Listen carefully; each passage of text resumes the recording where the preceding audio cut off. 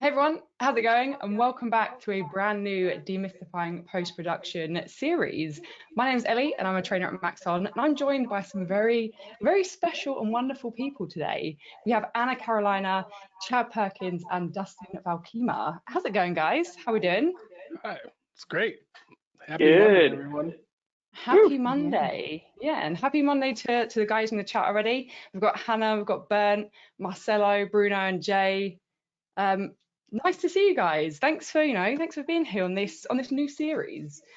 So before we get into what we're going to be doing and before we hand over to Anna, I thought I'd talk to you guys about, where you can see the upcoming workshops that we have. All you have to do is head over to maxon.net events page, which is this page right here that I'm sharing right now.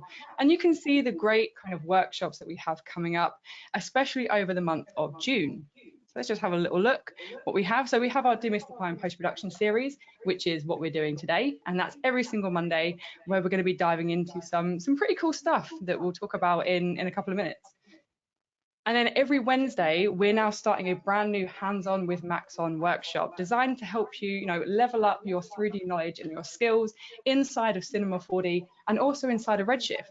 So that, starts. So part one is this Wednesday. So if you want to kind of register for that, it will register you for all 6 parts, and then you can kind of dip in and out as much as you want to. And then on Thursday, we have another Ask the Trainer live, where me and Noseman are going to be looking at some different kind of like particle workflows inside of Cinema 4D and a few kind of techniques of diving into the emitter and some forces as well. And we have a whole load of other things that you can check out on there. And if you ever miss any of our sessions, all you have to do is head over to our Maxon Training Team YouTube channel, and you can see the upcoming live streams that we have for Ask the Trainer and Maxon Color. And then you can also see all of the recordings for all of the sessions that we do, because everything gets recorded, and then we put it onto our YouTube channel. Also, speaking of live sessions, if you haven't already, I would really recommend checking out ZBrush Live, where they do, I believe this is right, they run a live stream every single day. So I know, Anna, you are a big part of that, right? Am I right in saying they do one every day? No, not every day. I do one every Sunday. Not every day. Yeah. Oh, but no, they do it one every day. Yeah. Oh, cool. Yeah. Sometimes Yeah, multiple cool. times. Yeah. There are artists like Monday or morning, noon, and nights on the channel. Cool. Yeah. So Awesome. check out ZBrush Live. So it's pixellogic.com/ZBrush Live.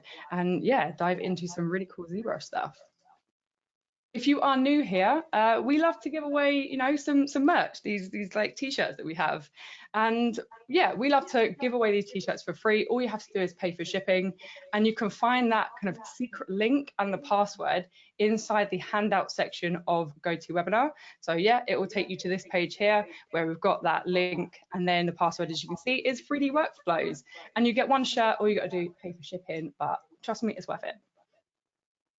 So guys, brand new series, Sculpt, Model, Render, Composite. So we, as a collective, we had a discussion, didn't we, where we thought it would be really fun and really interesting to do an entire kind of creative 3D project workflow from scratch. So the idea is week 1, which is today, Anna's going to be diving into some really cool ZBrush stuff, and I'll let her explain what she's going to be doing. And then week 2, it's going to be kind of like C4D focused. Week 3 going to be Redshift, and then week 4 is going to be Red Giant. So we're kind of covering an entire workflow, entire kind of pipeline, and hopefully by the end of it we'll have a pretty cool looking like render or design or something. That's the idea. I mean, I don't know whether we're committing to too much, but we like to do that. So why not? So guys, is there anything you want to talk about with this particular new series? Like Chad, I know this is probably like your baby. I know this was a lot of, your ideas. Is there anything you want to kind of talk about?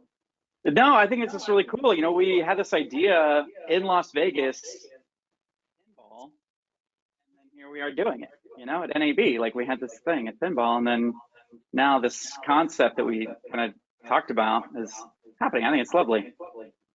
Yeah. Cool. Yeah. So yeah, I think the idea to kind of talk about a little bit. So Anna, you create these incredible kind of cryptid sculpts, and I'm sure you could explain this a lot better than I can, on kind of your streams, right? And then the idea is you then build an environment and everything, and that's how this conversation came about. It was like, well, what if you made the sculpt and then we made the environment and then rendered it, and then Chad does his like incredible compositing stuff inside of like After Effects to create this whole thing. That was like, I think our sort of idea behind it.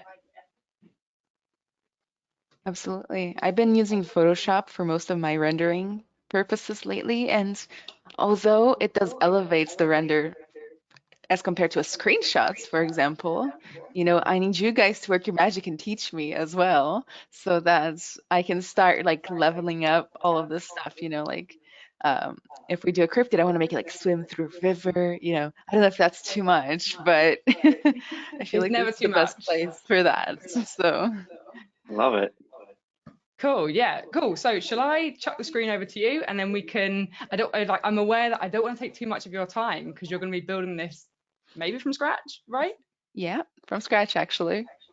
Oh, amazing. So let me chuck the screen over to you, and then yeah, you can talk about your process. And for guys in the chat, or if you have any questions for us or for Anna during this entire process, just let us know. If you have any ideas for anything, like, so we actually did a poll, didn't we? So the ZBrush guys on their Instagram did a poll, and we had a bunch of different kind of these amazing creatures that Anna had put together, and then you guys actually voted for Kraken, right? Kraken, yeah. We were kind of hoping for the Snallygaster, but the Kraken, you know, ever since then, it's grown on I'm me. sure we can do this again.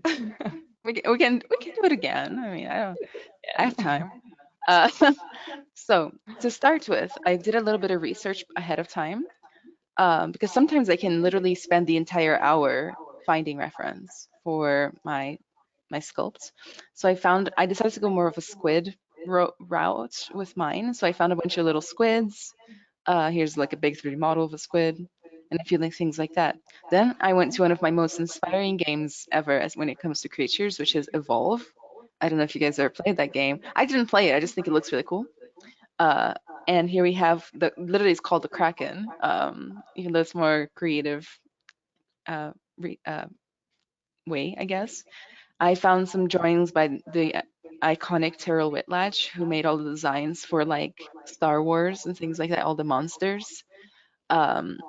She has some octopus creatures. And then, of course, I made my own drawing. There we go. It's just about as good as hers, I'd say. So let's get into it. I'm going to go ahead and start from a sphere. That was the model I made yesterday during my stream. I'm going to make my PureRef. I use this little software here called PureRef. It's one of the best ones to kind of see reference. It just kind of floats over the top. And then before I even begin, I have to hit Make PolyMesh 3D. Otherwise, the primitive is stuck on initialize mode, and you know you can pick a lot of things like how many facets it has and whatnot, but you can't sculpt on it until it's in 3D mode. I think today I'm only going to be able to do the head of the Kraken because I only have an hour or less now, and so. But I do want to do the whole, like, I'm warning you guys now. I want to do the whole body, and I want to do like in a crazy pose, and I want you guys to like have fun rendering it. So I might work on this a little bit over the week. I don't know what the rules are. Sweet. Oh, But, no all legal. rules. Yeah, I'm so up for the whole character, and then yeah, building an environment for that. That would be wicked. yeah. So I do want to take creative input from you as we go because you know it's going to be a team project. And so I'm just going to kind of like shape out the head using the move brush, like literally nothing fancy. I'm just going to kind of think about like how I want the head. I know that like cephalopods, I think that's how you pronounce that, have very like large heads in general. So I'm going to put that in and maybe I'll like block in where I want the little eyes to go already. Maybe a little bit of cheekbones. I know my drawing had like some wild cheekbones. Everything I make has wild cheekbones, actually. But some of the input I want for you guys is like, what kind of scene do we want it in, right? Because that will actually change a little bit of the design. So like the lore will inform the design, so to speak. So we can do, for example, like an underwater scene. We can do like an underwater sunken city. We can do the Kraken coming out of the water, and then like in more of an action pose, like grabbing a ship, which one of you guys can make, not me. I think underwater sounds like that's my vote for underwater, but I'm totally cool if somebody has a different. It sounds like a really weird challenge. Like I've never done like an underwater scene, but like a sunken city. Like I don't know. There's a lot of stuff to play with there, but Yeah, I'm I'm down. with that. Yeah, that could be. It could be interesting. That could be interesting. Yeah, to do an I brought that one underwater up kind first. of That's the one I wanted. theme. Oh, is that where you put it first? Yeah. Sold. But I don't want to sign Ellie up for like too much work. So I don't want to be like, yeah, do all this crazy stuff that Ellie has to do. No, I think underwater is good. I think coming out of the water would probably be more of a challenge to create Yes. that kind of more realistic, like water and fluid, whereas under the water is Mhm. actually, I think, Yeah, gonna Rick, be. Rick says a McDonald's drive-through. So it could be interesting. It's a very interesting creative choice. Or just like handing you the burger out of the window. And the soda and the fries all at the same time because, you know, cephalopod. So I'm going to use the masking brush to kind of like block in where I want the jaw to go. What the masking does is basically the dark parts don't get affected at all by my sculpting. So if I invert that by control clicking outside and just like grab the move brush, it will only like bring out the jaw area. I'm trying to go for my drawing, even though like now I'm starting to think that I should have spent more time on concept art. And I'm going to do the same thing for the inside of the jaw. I'm going to just mask the inside of the jaw like this, invert, and just push that in.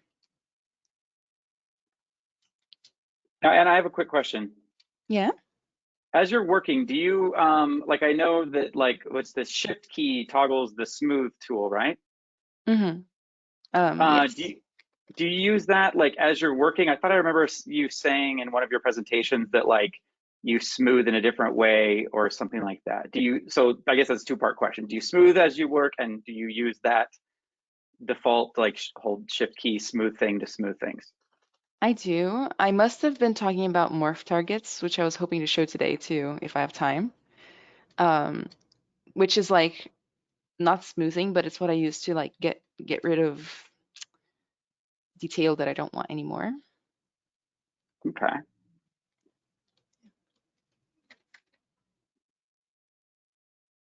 But yeah, I totally do smooth. Sometimes I'll turn my smooth intensity down a little bit. So the way I check is I press down space, which is how you get the brush preferences for your current brush. If you press down shift as well, since shift is what smooths, now you're looking at the preferences for your smoothing. So now mine's at 45 Z intensity. So I can turn it down because like otherwise I smooth too much and like all this work we're doing goes away, you know? Which I'm pretty guilty of. I'll be like, oh, didn't I just finish the mouth? Where is it? And then I realized that I just smoothed it on accident when I was working on something else. You know? So I'm trying to create this little kind of anatomy situation here. We're just kind of going to go for it. We're going to call it a creature and we're going to be very forgiving. Whenever I'm teaching my like brand new mentees that aren't super confident with ZBrush, I actually normally have them do like aliens or monsters or something like that because it is very forgiving compared to like a human head. Because as you might know, you know, we got the uncanny valley. Everybody knows what a human head looks like, most of us anyway.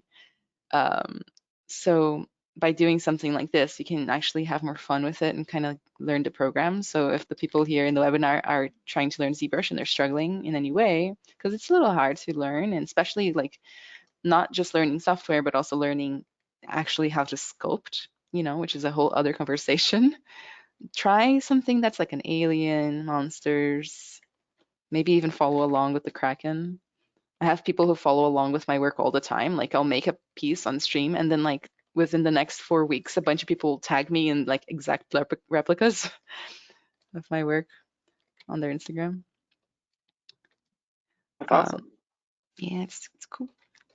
Hey, So, I have a question for you, okay. and maybe this is a question for Ellie as well, and maybe Dustin if you want to chime in here too. Like, so workflow wise, like I understand, like if you're gonna make a sculpt of, like, let's say your reference drawing that you made, like that's just like a really sick pose, like this, you know, this monster with this like scary open mouth. But like if you know that that monster, it's like it's not just going to be a still image, it's going to be like animated and you're passing it down the chain. Like at what point do you start thinking about like rigging? Like what's the equivalent of a T-pose in ZBrush, or are you not worried about that? And then like that's all handled in Cinema, or like I don't know the workflow for like ZBrush rigging type stuff. So if I were to want this to be rigged and animated, I would definitely T-pose it right from the beginning. That would just be a lot easier for everybody involved. But normally, like at least with most common ZBrush workflows, you're actually gonna have to like process the mesh a little bit before it's like animation ready, you know, by retopologizing, creating extra edge loops, you know, where it needs to deform, controlling that in some way. So definitely, I would say, yeah, 100% always I sculpt in T-pose. Actually, I sculpt in T-pose, or at least at A-pose normally anyway, because even if I'm doing a still pose, it's still easier to sculpt it all symmetrically and then pose at the end. Okay, that's cool. So then I'm how all would for you, efficiency, if possible. would be the like I guess this is just more like a general animation question that I don't know the answer to, but like, so what would be the equivalent of like a T-pose with, you know, this like Kraken thing with like a bunch of arms and like a big jaw that's like all open? Like, would you have his jaw closed and his tentacles just like all flaying out in equal directions? Or like, how would you handle T-pose for like a creature that wouldn't normally be in a T-pose? So what I would do is I would take all the human parts and put them in a T-pose first. So like if it has arms, I had kind of planned for it to be like a hunching humanoid. Okay. We'll see if we get there. But I had planned for that, so I would put that in a T-pose. All the tentacles would be straight lines to make it easier for rigging and animating. And then, let's see. And So then the the tentacles mouth would be would stay open parallel then? because not parallel. I probably would splay them out in the most perpendicular to the body that they could go. Kind of like how in T-pose the arm is perpendicular to the body. Like, Yeah. so But that's then each, probably what I would do for each but tentacle. all the arms would be, all the arms would be parallel with each other. I don't think I would be able to. At least with this design, I wanted the arms to come out in a round patterns, like around the neck, for example. So Okay. it depends on the origin point of the arm or the tentacle. Like if they were all like in a line down the side of the body, for example, they would be all parallel with each other for sure. Okay. Thank you. No worries. The mouth would stay open, and I always prep my models with the mouth open. You can just rig it and weight paint it easier that way and sculpt it easier. Just mouths are pain booty, like otherwise. And then they can close it later. Just real quick, like side thing, I'm going to DynaMesh it. So I always try to DynaMesh it with the lowest resolution possible. I go for 32 by default. If it looks good to me, which is like not dense, I can still see all the different little squares, then I'll keep it there. If it ends up being like ridiculously cracked with the squares that are too big, then I'll go up in my DynaMesh. I kind of have a lot of rules when it comes to how high poly you can sculpt in my classes and stuff. Because one of the best ways to actually lose control of your mesh is to sculpt too high poly too fast, and then it becomes lumpy. Like it gets that like chewed gum aspect that nobody likes, and that almost everybody struggles with at some point. Yes, quick side note here. Anna, you were saying how you'd have to add like edge loops and stuff. When you're sculpting, do you sculpt for animation purposes? Like if you knew that it was going to be for animation, would you sculpt in a different way, or would you do different things than if you knew it was like for sure going to be, I don't know, like a 3D print or like a still image?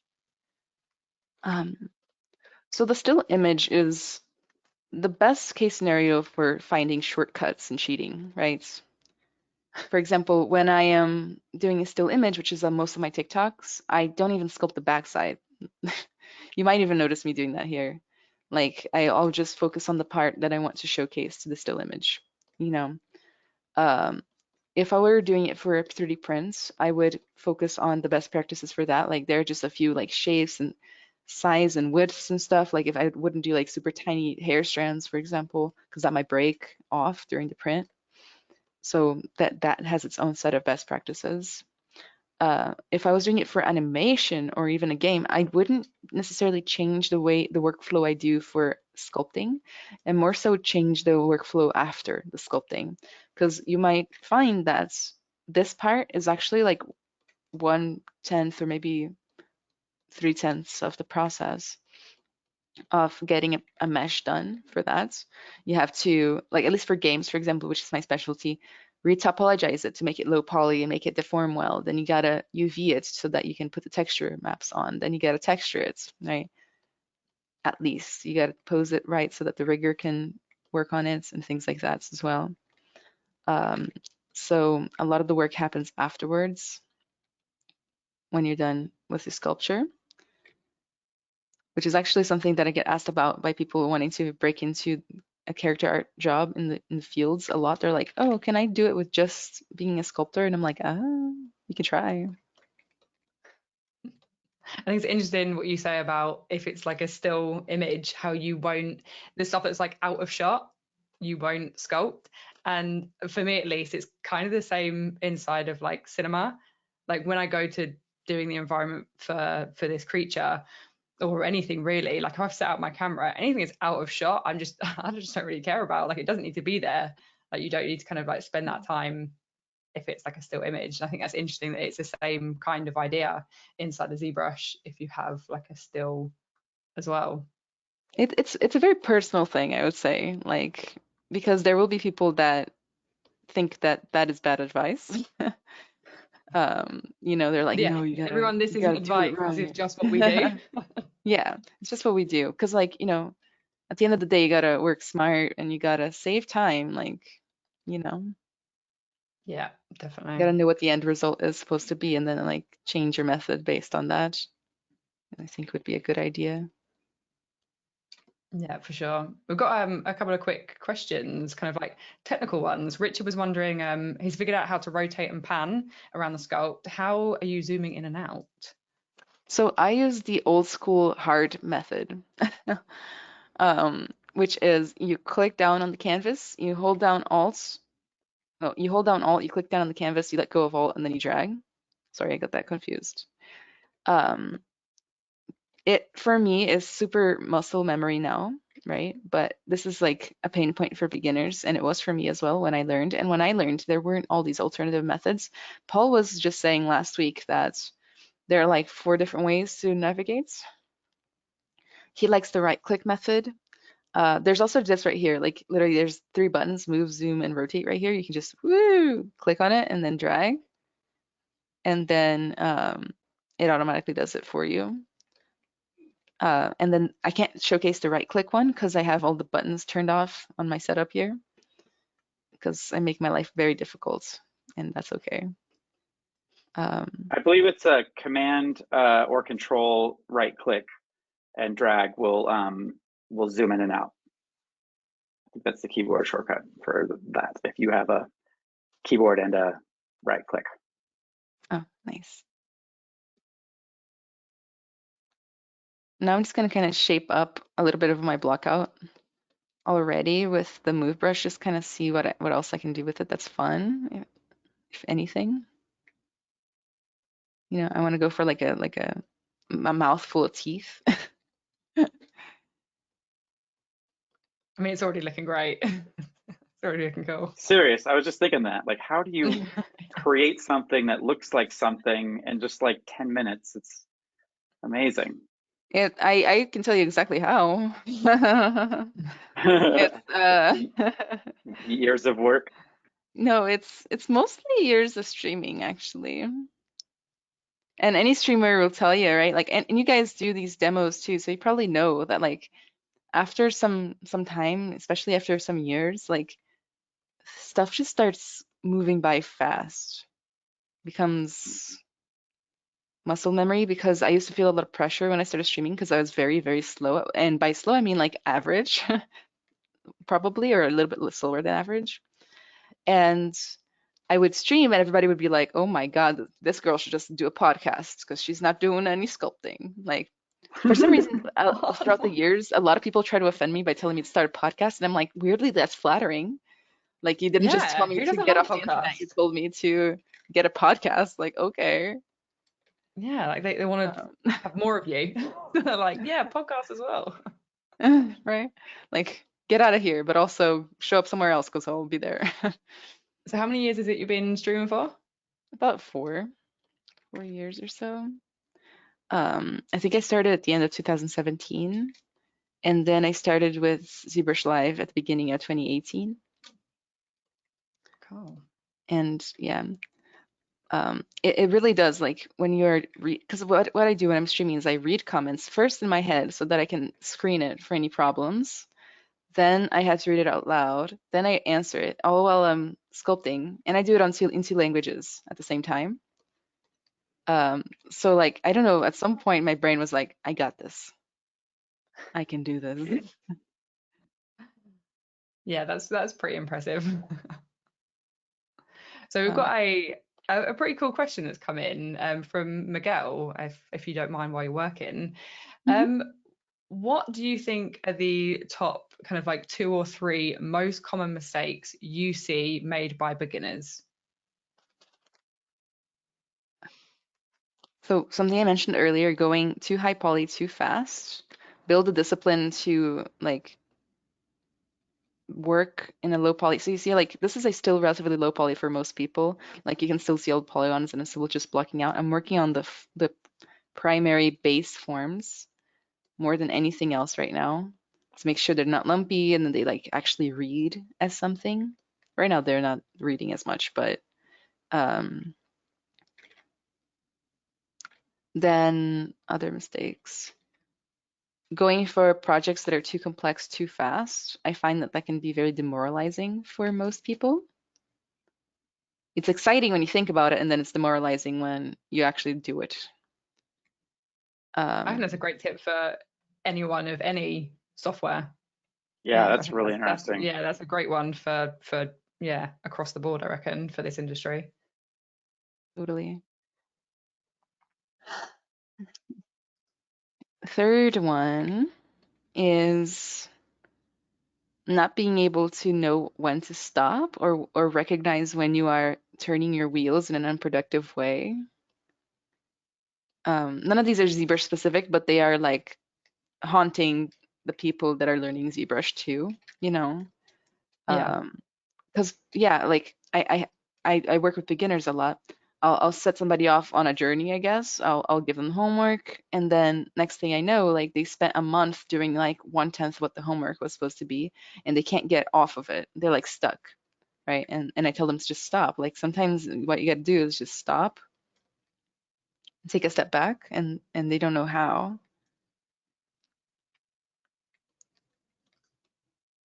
Definitely good advice. Yeah. Like you said, yeah, not necessarily ZBrush specific, but for kind of creatives across this whole industry. ZBrush specific mistakes would be um, not understanding how topology affects the sculpting process. It can actually be pretty sabotaging if you don't know anything about it. Right now I can't demonstrate because I have DynaMesh, and then when you have DynaMesh on, all of the polygons are like mild, like basically the same size, and they're all mostly fine, even though it doesn't look so good to look at right now. But once you start working with subdivisions, which is the proper next step once you're done blocking out, in my opinion, you might find yourself like fighting some areas because of the topology in that area and not necessarily because of how your sculpting is. So it can be very frustrating, and so you got to actually watch out for that.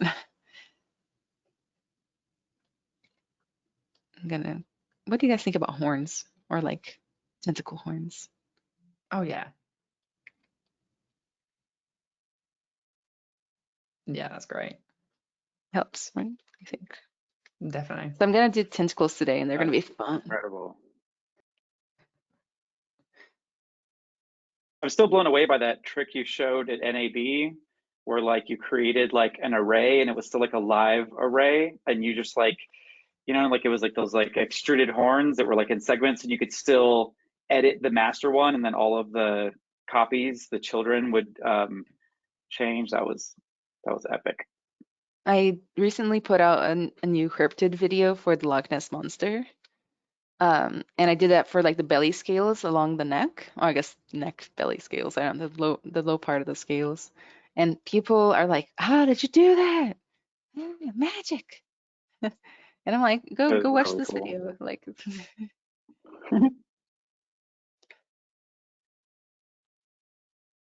Oh, hey, so another question. Oh, sorry. Could I? oh There's no, another question in the chat that like has actually like really messed me up a lot, because I know that there's at least what 4 ways to save a document in ZBrush. And so I sculpted and I was playing and I made something that I was proud of, which is very rare for me. And so I didn't know what to do. So I went to the document menu and I was like, well, in Photoshop, when you save the document, a Photoshop document, it saves everything. So I was like, I don't want to just save the tool, I want to save everything. So I saved the document and then instantly everything was destroyed. And document is apparently like the worst possible thing you can save when you're in ZBrush. So one of the questions here is like, how do you save work, like tool or file? Which I think for a lot of applications, like that's maybe not the best question, but for ZBrush, that's actually an extremely, extremely valid and important question. yes. So I save 99.9% of my work gets saved as a tool. I really like the tool formats. First, because I can have multiple open, so I can like switch back and forth. It's easy, it's lightweight compared to a file, right? Because the file is the whole project with all of your settings, history, all the tools you had open. So I use the tool the most. There's only been like 3 or 4 different times I felt compelled to save as a file, like as the project, I guess, right? Like file save. And I don't remember exactly what they were. One sec.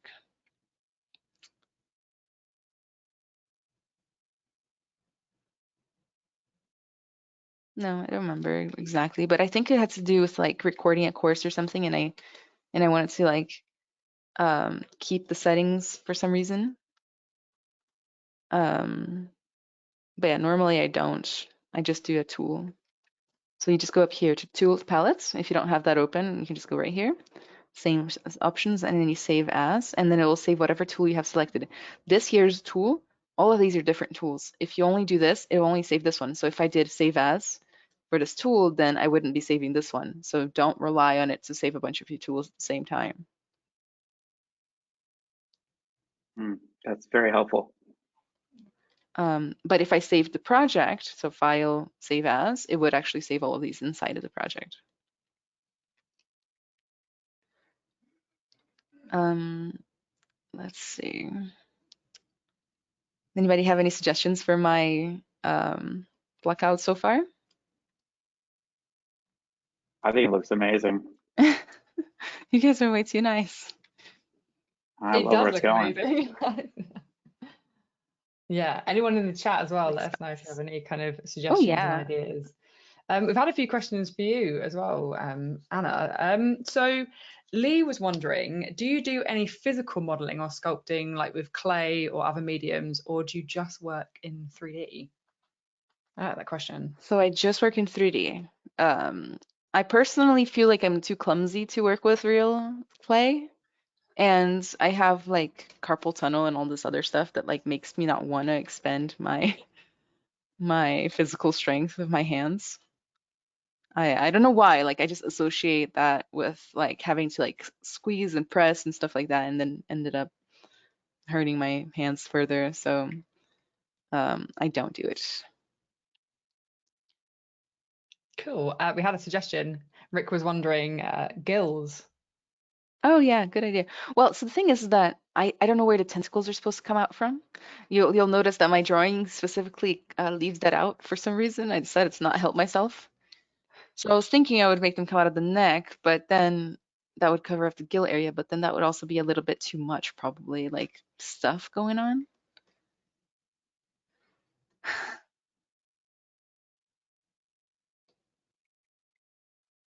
So if the audience wants to come up with a solution for that, I will put in gills and tentacles. So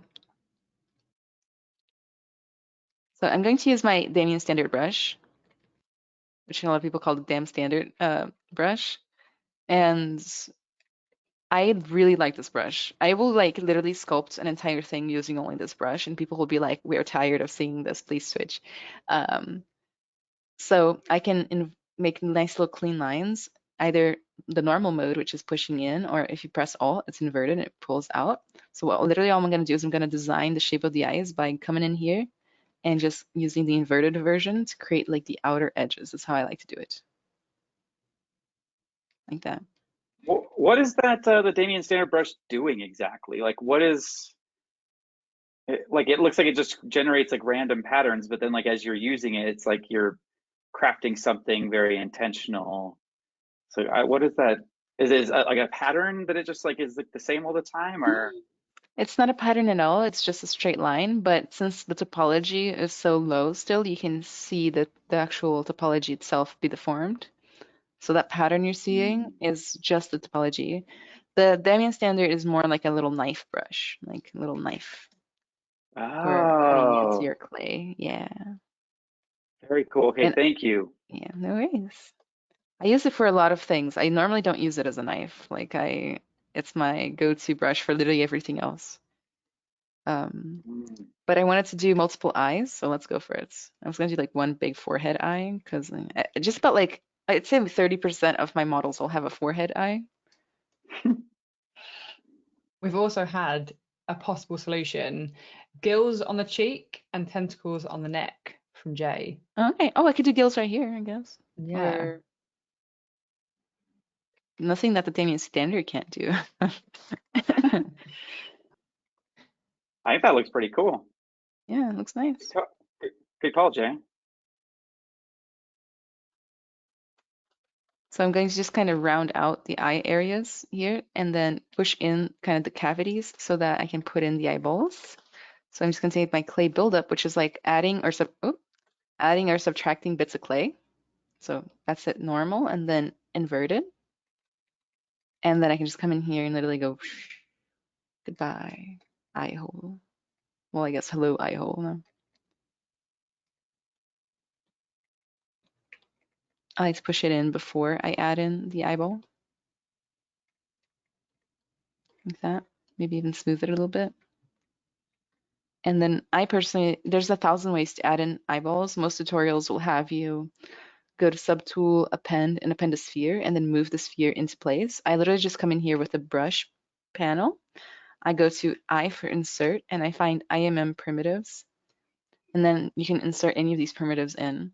So I grab the sphere, like the highest poly sphere they have, and I just drag that in.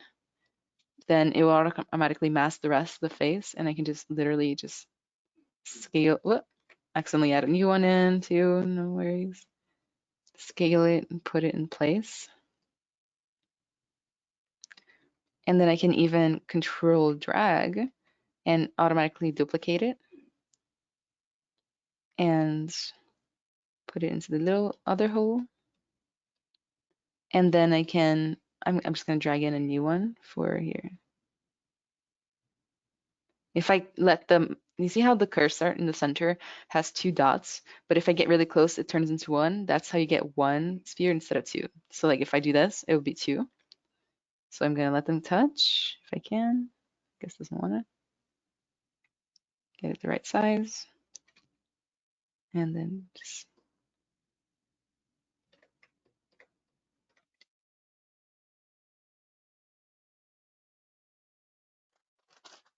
so now they're all part of watching you have like come up with this like on the fly. Like a few minutes ago, this thing didn't exist and now it does. That's insane. That's Speaking of which, we should save, right? Just in case. So, oh, looks like I had planned for mini tentacles around the face. Thank you, past me, for being so kind and generous with us and for planning this stuff. So the thing is that all of the eyes now are in the same subtool as the rest of the body. So if I move the body like this, the eyes come along, which might be something you like or don't like. I personally am just going to Control Shift select the body so that it isolates it. I'm gonna mask the whole body and then split unmask points. That way everything that's not masked gets split into its own subtool. So now we got body and eyes. Now I can move the body around without messing the eyes up. Well, I mean, unless they kind of float off, but it's okay. I kind of like that fatter face. What do you guys think? I make a lot of happy accidents in my art. Just kind of embracing it at this point.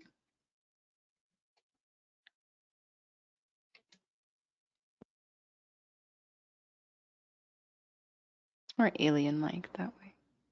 Yeah, we've had a +1 from Tyler saying, I like the fat face. How fat though? It's always a problem. Okay, then I can grab my little eyes and just move them. Oh, yeah, for some reason it's decided to move slightly separate. Just move them forward, at least.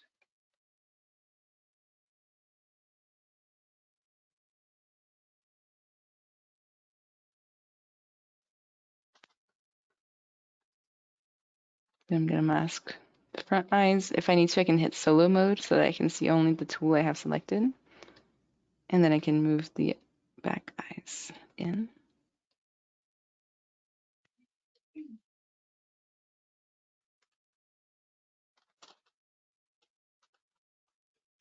So Anna, Sean was wondering, do you have like your own public like YouTube channel or anything that you stream on, or is it all on ZBrush Live? I have my own things too. Let me try to get the links for you guys. If only you could find them. I have a handy dandy little notepad that I have on my desktop with all that.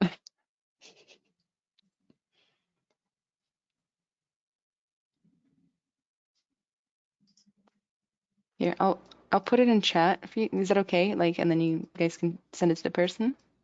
Yeah, cool. Thanks. So I have a link tree that has all of the public sites on it. I don't even know. There it is.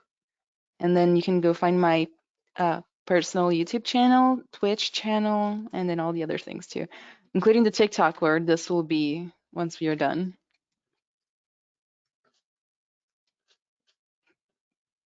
Cool. I'll reply to the chat and drop that in there. Thank you. So a little bit more on the block out, and then I can work on the tentacle. I think the tentacles might just end up coming out of the shoulders for now, and then once I get it more fleshed out, probably in between sessions, I will move them if necessary. But my plan for the tentacles was pretty simple and pretty fun. So even though this doesn't look done at all, since we don't have all the time in the world, let's skip ahead to the tentacles. So what I was going to do, well, what I am going to do is I was going to append, which adds in a new subtool. You can choose one of the primitives or one of the other subtools you have open. So if I wanted to bring in Vecna, I could. So I'm going to choose a cylinder. And I'm probably going to turn solo mode on temporarily. And I'm going to make it pretty long because it's going to be a long tentacle. I think that's good enough probably. And then I'm going to go find that tentacle reference I had before.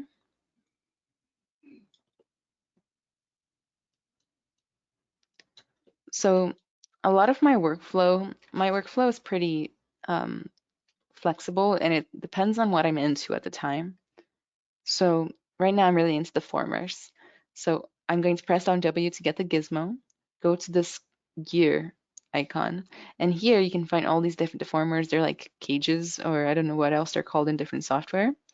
But basically I can come in here and, for example, choose taper, and it'll create this cage around my mesh that lets me taper things by pulling these cones. So if I pull it out, it gets bigger, and if I pull it down, it gets smaller. So I'm just going to make one of the ends smaller, and maybe one of the ends a little bit bigger, because it's going to be a tentacle, right? So that's the tentacle shape right there.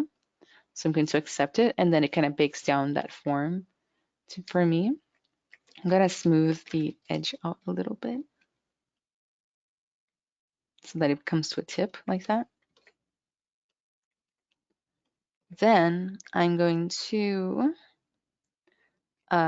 make sure the symmetry is on. That's a good first step.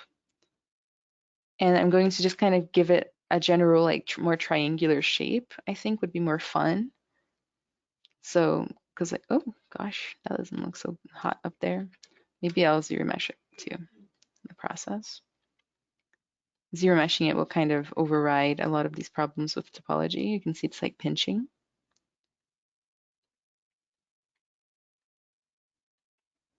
So I'm going to go to ZBrusher, and I'm going to hit same amount of polygons, but it's just going to override all of this. Ah! Oh, I should have. Let me see.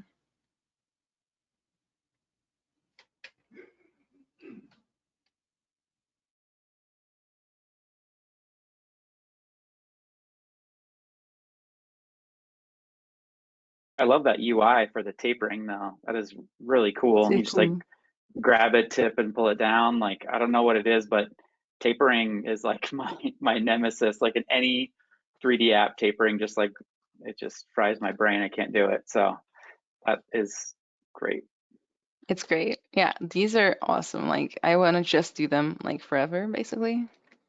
There's all sorts of different ones, and we're going to be using one called the bend curve, which is going to like also blow your mind.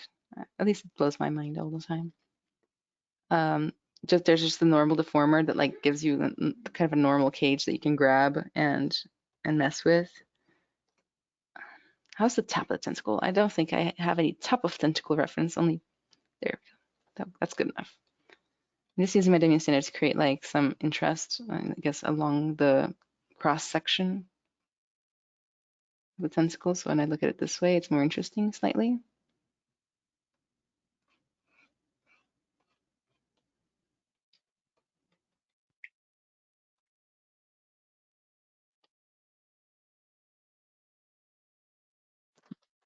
Now we kind of got something tentacly, and you're like, why is it so straight? It's because kind of like when we work with a T-pose and animation, it's just more efficient for me to do it like this and then deform it into shape later. So I'm going to divide this a few times. And one of the main things we need to worry about is the little suction cups. I don't know what they're supposed to be called, but on Saturday, I spent quite a bit of time trying to figure out how I was going to do this, and I was trying to make a brush, but it didn't look so good. So I decided I'm going to make a VDM brush for this, and hope for the best. So let's do it together. So a VDM brush is quite the fun, cool thing. I'll go ahead and save all of this first. I believe I have a VDM plane already saved on my computer. To start with, and then I'll explain.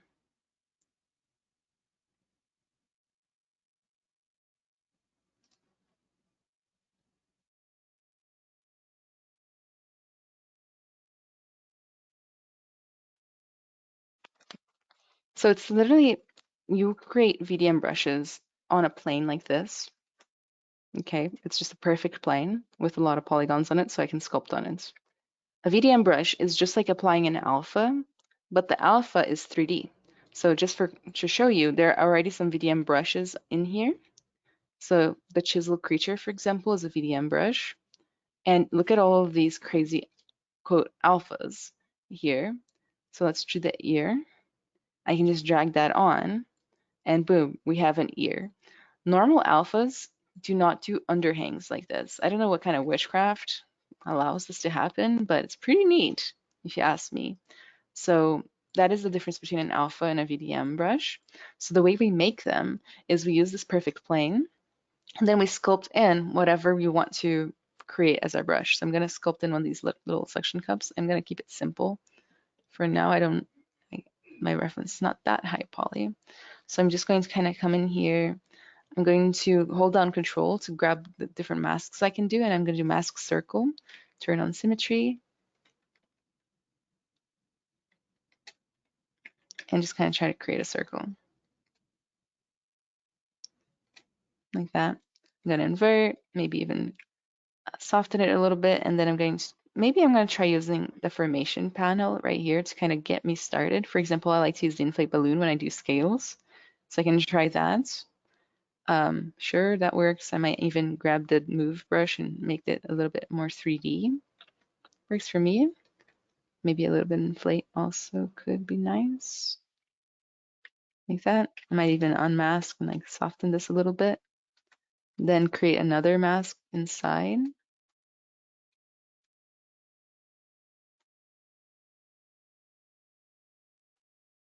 Soften that mask. To soften the mask, you just press Control and click on the mask or on the object, and it will kind of like create better fall off gradients. Then I invert that, and then I might actually, since I'm feeling like I want to try deformers, I might inflate backwards this time. So negative amount of inflation. Maybe grab the move brush and kind of just push in right here to create that like more concave look.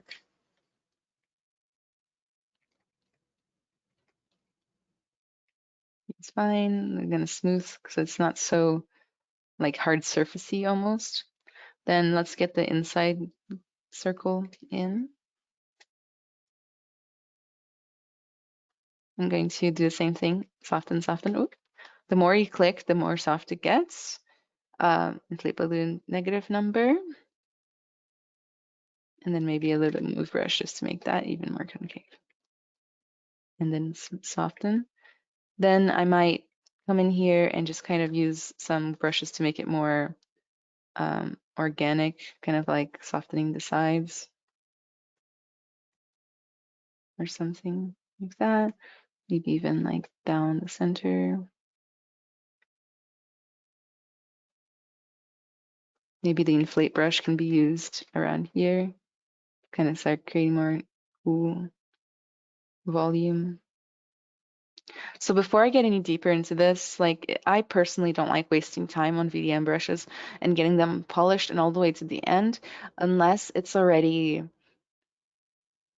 proven that it works, like kind of like rapid prototyping style. So what I'm going to do is I'm going to create this into a VDM and try it out and then polish it. If it looks good, then I'll keep going. If it looks bad, I'll have to rework it.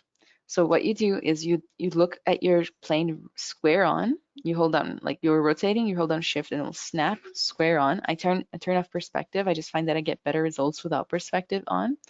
Then I can go back to, for example, the chisel creature, and I can say from mesh right here, and it will literally automatically make a VDM brush from my mesh, and then I can just drag that on and see how that looks. And it's perfect, hooray!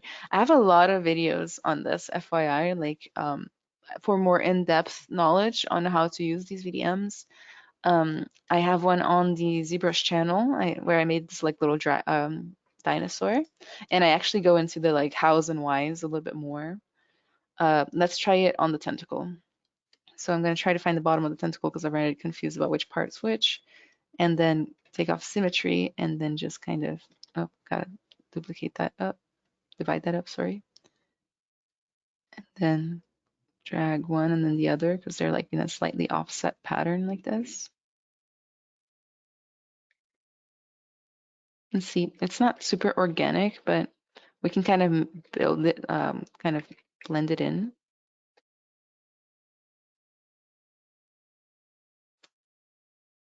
Later. Also, if I want to be more efficient with it, I can actually open up another plane. Is there like a quick way to apply load? So like inside of Cinema, I'm just sort of thinking about kind of how you can use like scatter tools where you would have like a particular thing and then you hold the brush down, it scatters loads of them across a surface, for example. And I'm wondering if that's possible with this workflow. It is. It's not my favorite workflow, but there's multiple ways to apply the brush. So drag rectangle is what I'm doing, where you just drag one in. But you can also switch it to, for example, spray and just woo, spray it around. But I don't know personally if there's any way to stop this overlapping effect. You can spread out the spray, but I don't know about the stopping the overlapping. You can also do dots and like drag, like that, which is really nice. Yeah. Is there any chance you can randomize like some of the parameters? So this is a question from Miguel. So you can randomize like the scale. So as you're doing that, they're a different scale. Oh, I believe so. Where would I go for that? I think modifiers.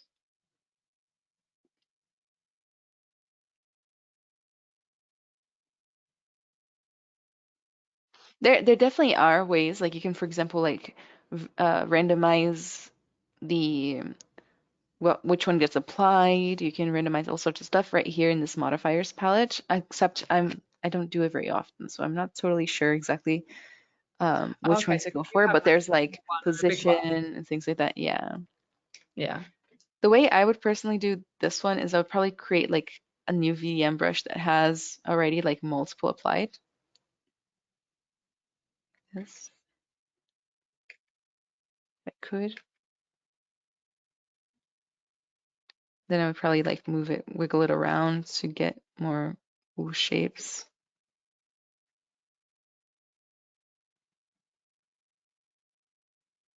Then if I go back to that chisel brush Those and I tiny say little from changes mesh, there have just made such like an awesome difference. Yeah, and that's incredible. now I can apply multiple at the same time. And then we can try that on the tentacle and see how it looks.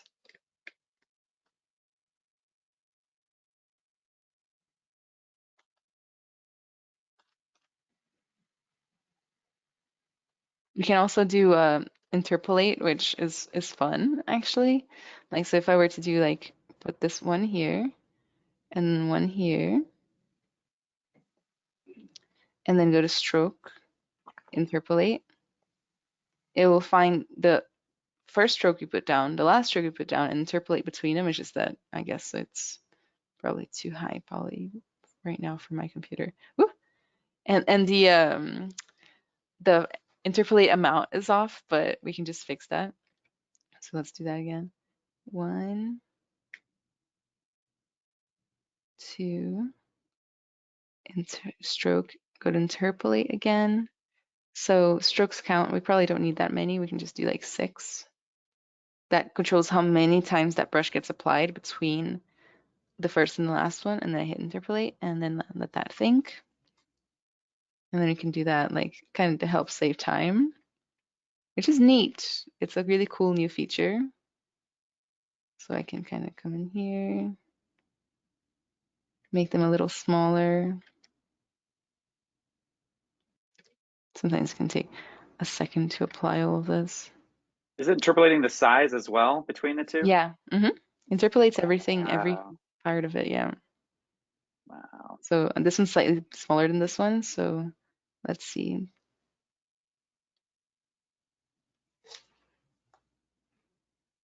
Oh, see, this time I went too far and the size was too small, so 6 is no longer good.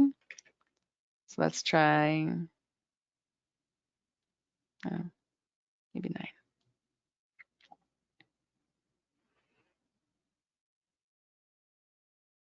Almost. I think 10 is the sweet number, hopefully. I should just put this on my UI somewhere. Let's be. Oh, it already is actually.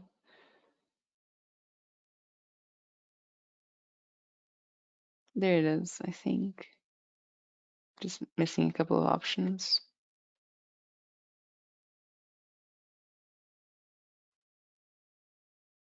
Okay, I'm gonna try this. I think it's gonna work.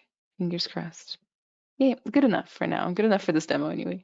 Oh no, I accidentally messed up the backside. It's okay, we're just gonna ignore that. Put it It's out just of shot. really thin. It's a really thin mesh. So when a mesh is really thin, you can accidentally mess the backside up.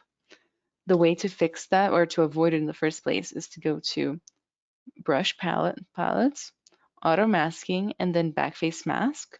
And that will mask automatically everything that's behind it so that it doesn't mess up the backside. See? So if I apply a new one, there it is. So we'll just manually get rid of those.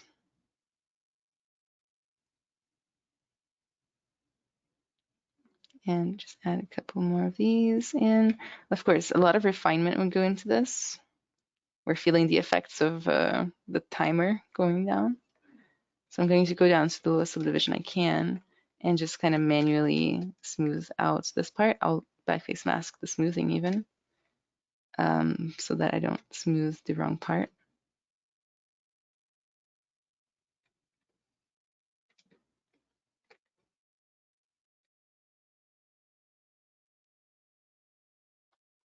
Then I'm going to divide up and you'll still see it because every division basically holds like different like frequency of data, I would say is probably the best way I can put it right now.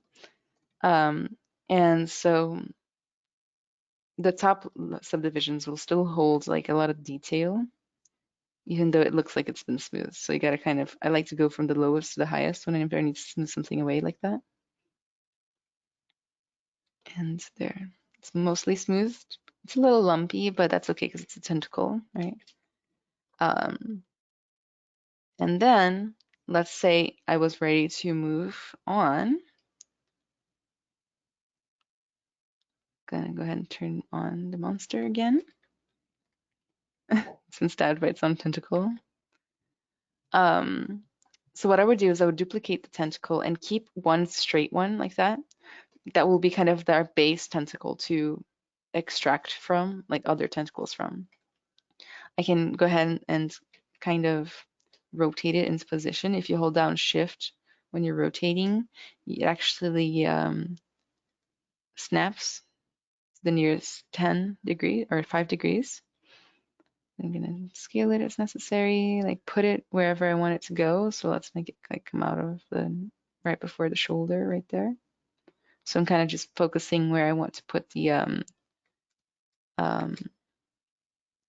origin points here. Then I can come to my deformers and I can say bend curve. Oh, subdivision levels. Okay, I'll just get rid of my subdivision levels real fast.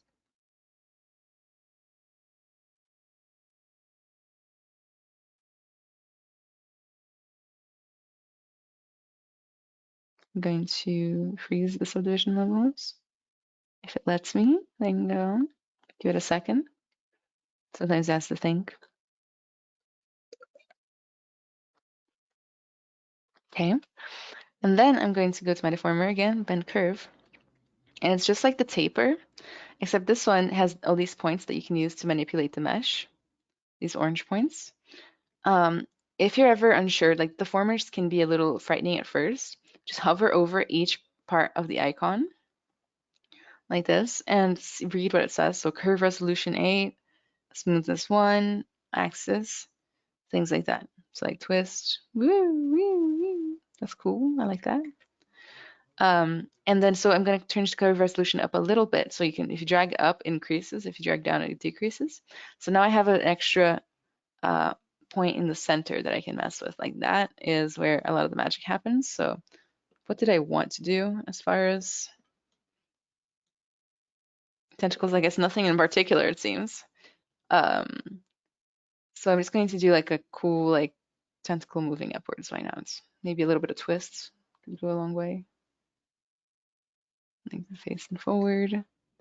And I always start with 3 points only because it's a lot easier to kind of move it as opposed to like do a lot of extra points and then not being able to move it properly. So then once I'm happy with the first position, I can just increase the amount of points. So now I have 5. I don't know if you guys can see that. And it kind of just like divides and gives me more flexibility like this. Might even go for it a little bit less. Twist in some areas.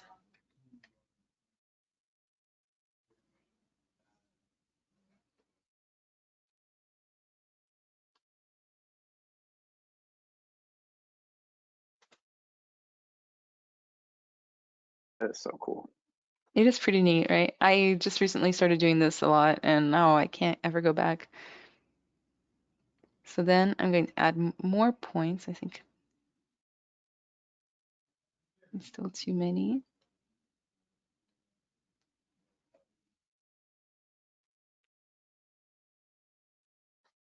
And let's say I'm done. I can just leave it like this and go back to my original. And hey, I still have an original one. I can duplicate that again and then keep going.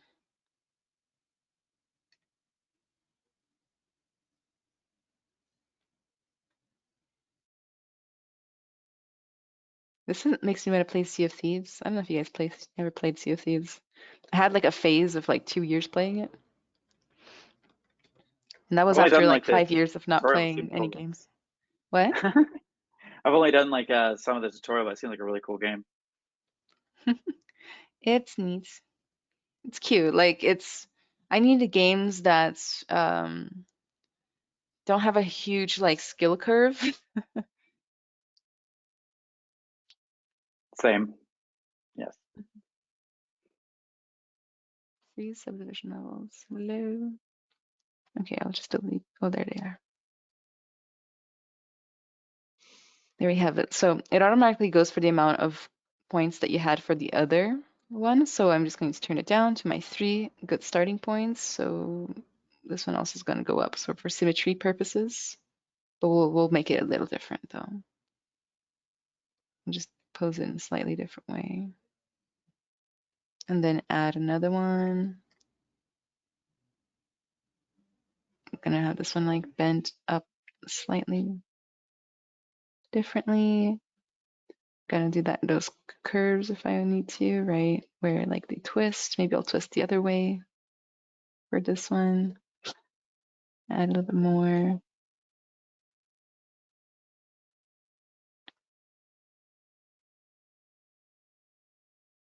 I'm I really love how excited for this quickly this can be project. dynamic. I think I can reduce the amount of points too, like as I go. Let's say I want to like, I forgot to worry about it from this angle. And then I can just still grab that and be like, wow. And then you can do so many. And again, don't forget to keep the original one. And furthermore, since I didn't hit accept, I can switch between the two and still move them as I go. Once you hit accept, it's like locked in. Is there a quick way of making kind of like copies or clones? We had a question in the chat. Yeah, I did it with the eye. So basically when you are, let me just add in like a sphere or something. Cone. Cone for the clone. Let's go. So you just press down Control and drag. And then if you press down Control and drag and then let go of Control and keep dragging, it'll continue to put in a bunch like that.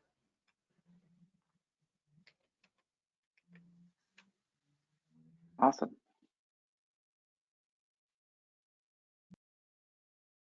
And then, where was I? Just tons of tentacles.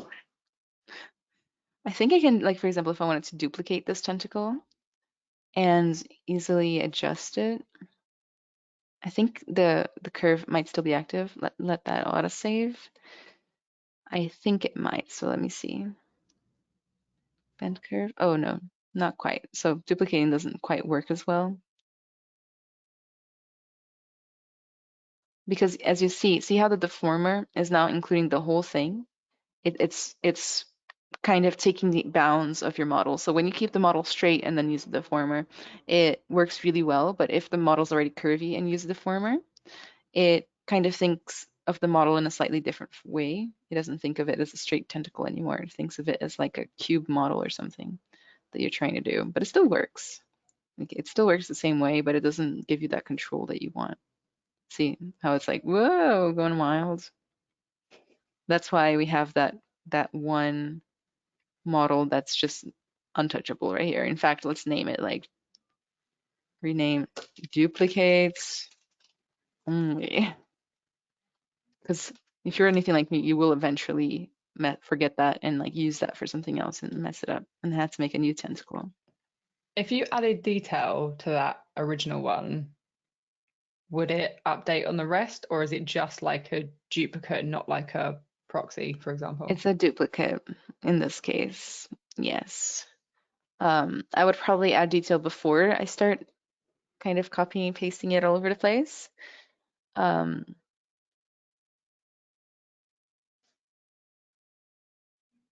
The duplicates, like the instance duplicates, like I showed at NAB, they are not as flexible as this. You can't actually sculpt on them very well and maintain their instanceness. The only time you can sculpt on it properly is once you've actually already like accepted and broken that instance. So yeah, it wouldn't quite work for something like this, as far as I know. Cool. So I'm really excited for this project. Actually, I'm going to work on it like obviously a bunch before next Monday because it needs to look good, you know? So I'm thinking I'll make it my pet project for the week and totally like try to go for something more gnarly like that. Also, I'm probably speaking for everyone here. It already does look incredible. Yes. Yeah, I think we have like a there. base for a design. And let's see. Oh, I had one more trick to show, but I don't know if I have time. Yeah, of course. Nice. We have to overrun. It's the rules. Yay, okay. Oh, got it. Because on my computer it says it's already done. Or okay, so I found a lot of these references, not squids as much. Maybe I'm just making my life harder, but like octopi have like that skin between their tentacles. You know what I'm talking about? None of these do, but like kind of like this like membrane between their tentacles, and I was hoping to do it too. So what I would do is I would come in here, select the brush called Curve Trifill, make it really tiny, because how tiny you make the brush is how wide this trifill thing is going to be. And then I can just come in here and like draw right in between them.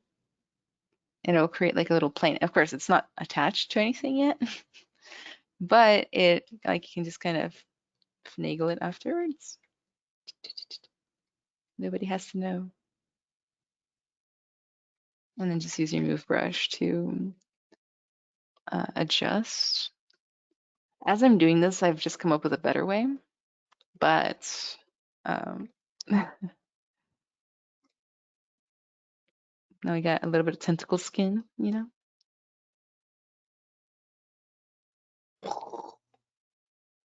And that's like how easy that is. It's like mind-blowing. Just you're like, Can everybody hear me now?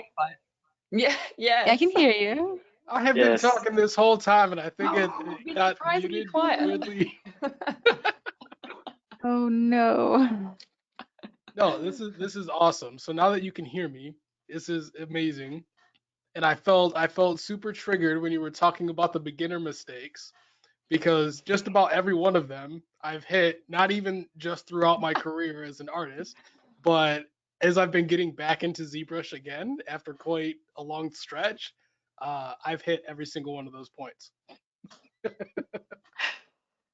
Yeah.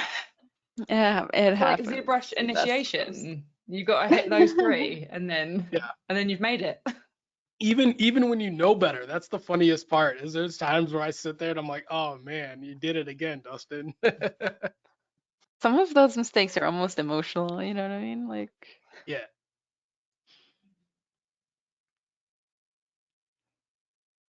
This is incredible. And so many people in the chat have been saying it's just been like mind-blowing watching. I find it really therapeutic. I don't know, like for you guys, at one point I realized I'd stopped talking because I was just enjoying watching it being created. Yeah. I can't wait to see this come to life, you know, on your side, Ellie. Like after this is like the whole creation process is going to be pretty awesome, seeing like literally from a sphere all the way to the final product. Like I'm really excited. Yeah.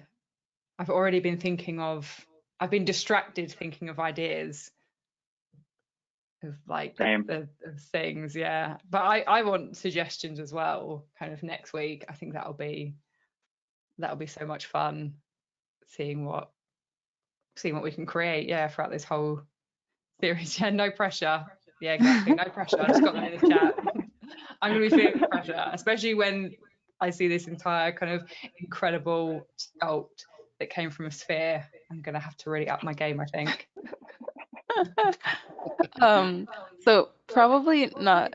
Sometime this week we need to discuss how I can best get this to you, like for the next thing. And then hopefully, are you guys open to me like upgrading as we go, and then like kind of using one as a proxy and then like replacing it as we go? Is that okay? Yeah. Yay! Yeah. Hooray! Because I want this to look good. Like I want this to go on my portfolio and maybe like everybody else's portfolios, and then like we can always, have that. God. I want to put it on mine. I know. I'm going to put it on mine. It's going to be the best rendered thing that's ever graced my portfolio. Is that the Awesome. target? That's our 4-week target. It's not a high bar. I don't know. I think it might be. Yeah, it looks really amazing. It's going to be better than all my renders are basic. Like one time I made a hippocamp, like the horse monster, and I was like, I put a little bit of like caustics on there, and I was like, ooh, yeah, this is like technology right here, These beautiful water lights, and then. I mean, you're in the right hands between Ellie and Chad. This is going to be an awesome month. Like it's pretty cool for me to be like we get in these post production months, and I'm excited to be kind of on the bench in this one and watch everybody else work for once. I'm very excited to have you here with us, Dustin. When your mic. Yeah, when my wife it worked. It's good. I feel like we're good now. So ready for next week. Yeah. Mic's on. I'm ready. I won't touch it. It was just for me unmuted. Yeah, I think we should start next week. I think we should start like with the finished sculpt in ZBrush, so we could show the process of exporting to ZBrush. We could talk about this offline, but yeah, I think we should like come here and like start at the finished sculpt next week effectively, so that we can see the whole process. That sounds good. Thanks so much for this, Anna. It's been amazing watching you work. It's been so creatively inspiring and also educational about ZBrush. It's been awesome. I'm having fun, and I'm happy to be here so much, actually, right? Ever since the idea came out at the Pinball Arcade. Vegas plan. Really excited to be here. Yeah, I've been looking forward to this. I couldn't sleep last night, which is like a terrible time to not be able to sleep, right? Like whenever you're gonna do like a presentation next day. That'll be me on Sunday night. I'll be thinking about this. I love the gradients of color in this already. Like this is amazing. A little bit of subsurface, Ellie. It's gonna be I'm so excited. I'm probably going to just sit there and not speak unless spoken to.